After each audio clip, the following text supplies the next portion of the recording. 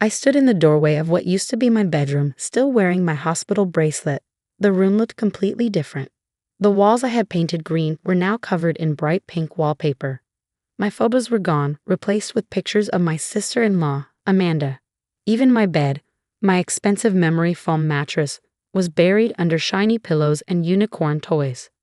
"This is her room now," my mother-in-law Margaret said with a smirk.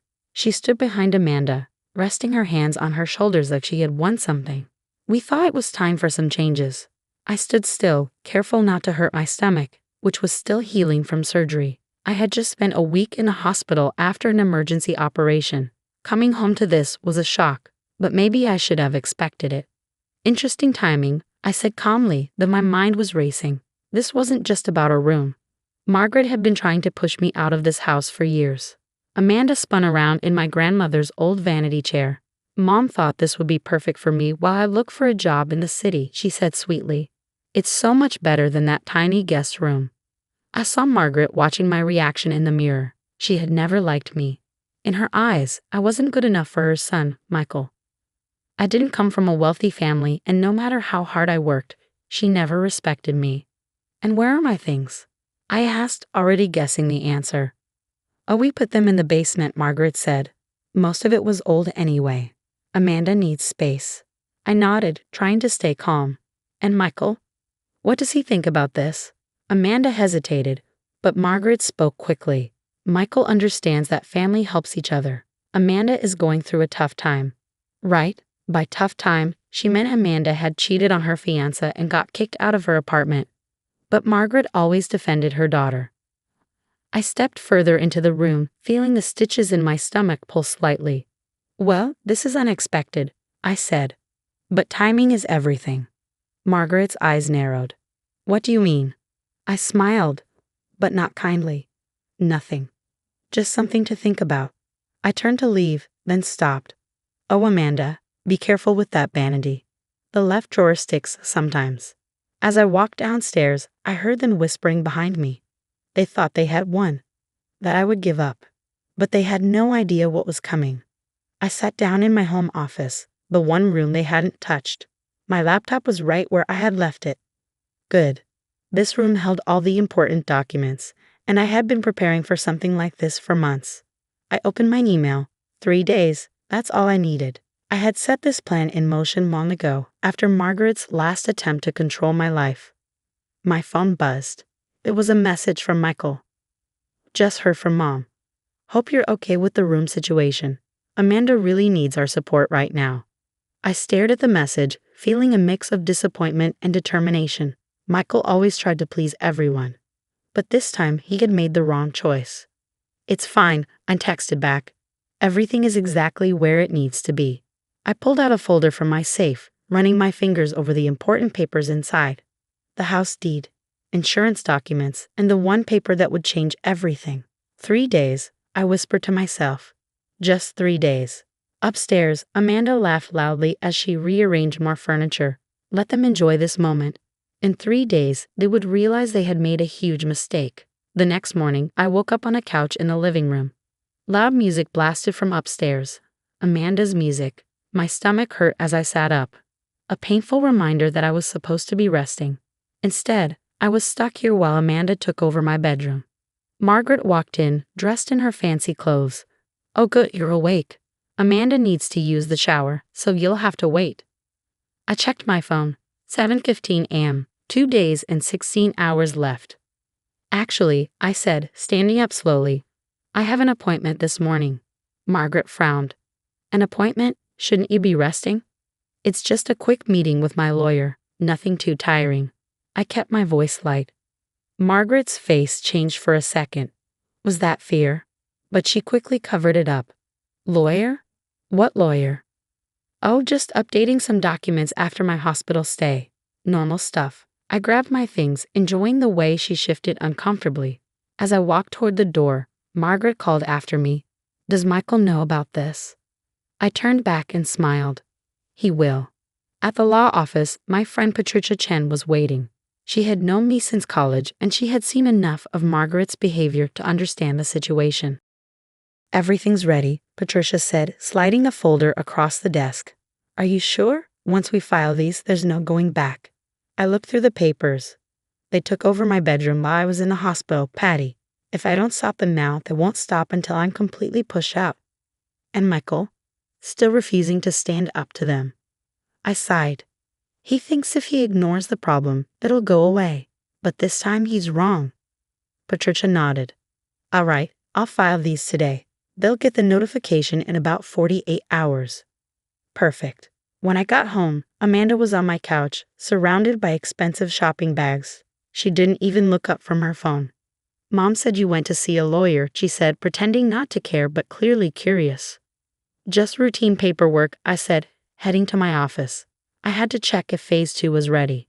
You know, Amanda called after me. Mom thinks you're planning something, but it won't work. This is our house now. I stop at my office door. Our house. Yeah, she said smugly. Mom says Michael is the only one with a real career, so technically everything belongs to him. And we're his real family.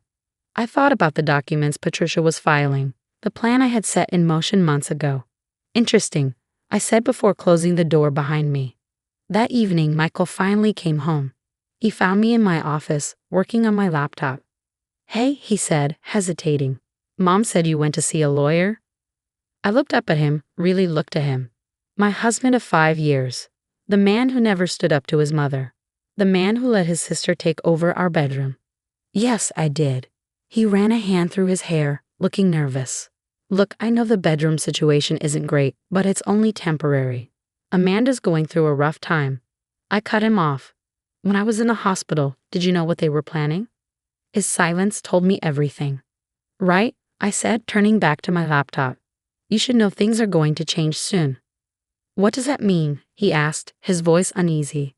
In 36 hours, your mother and sister are going to learn some interesting things about property ownership and legal rights. He tried to laugh. Come on, you're overreacting. Mom's just helping Amanda get back on her feet. I shut my laptop and stood up, feeling the stitches pull slightly. No, Michael. Your mother is trying to push me out, and you're letting her. But what none of you know is that I've been keeping records. Every time they move my things, every manipulative comment, every attempt to take over. And in 36 hours, all of it is going to matter. His face paled. What are you saying? I'm saying maybe you should tell them to start packing, because when those papers arrive, everything will change. You're bluffing, he said, but his voice shook. I opened my desk drawer and pulled out a thick envelope.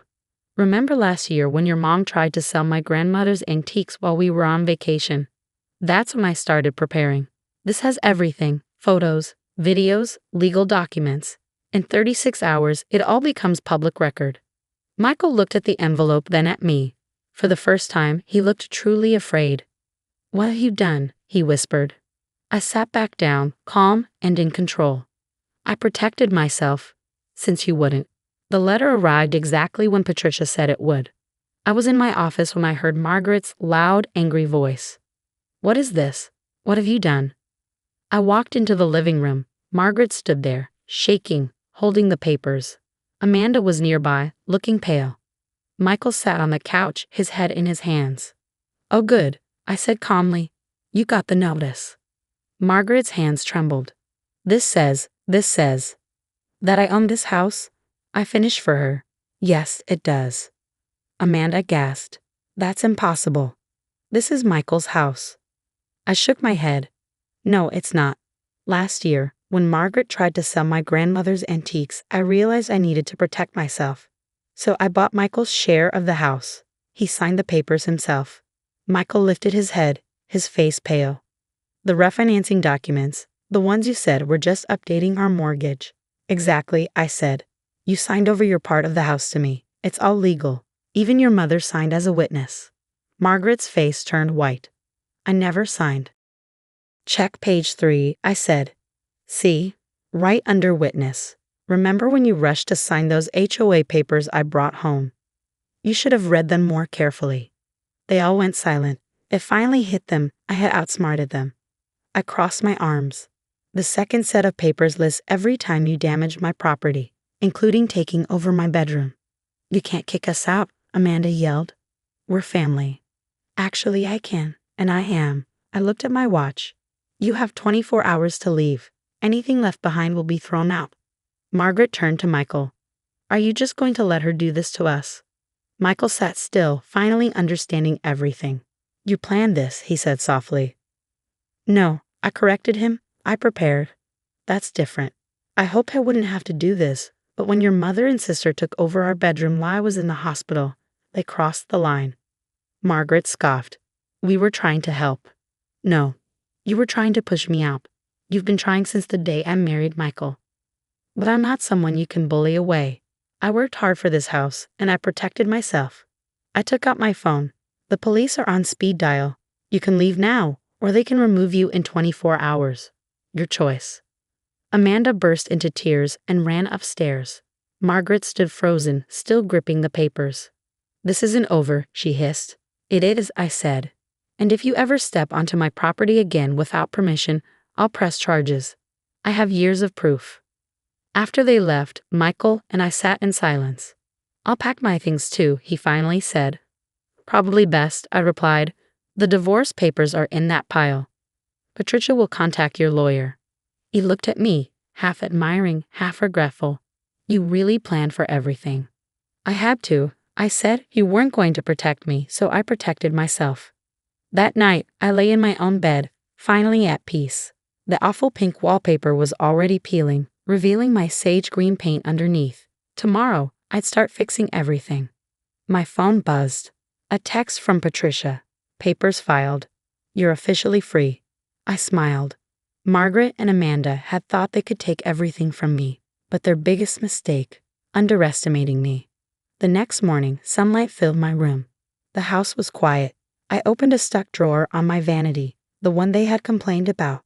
Inside were the property documents that had sealed their fate. The best revenge isn't getting even. It's being smart, protecting yourself, and knowing when to walk away. As I pulled down the ugly wallpaper, I smiled. They had celebrated too soon, but I would celebrate the right way, by rebuilding my life exactly how I wanted.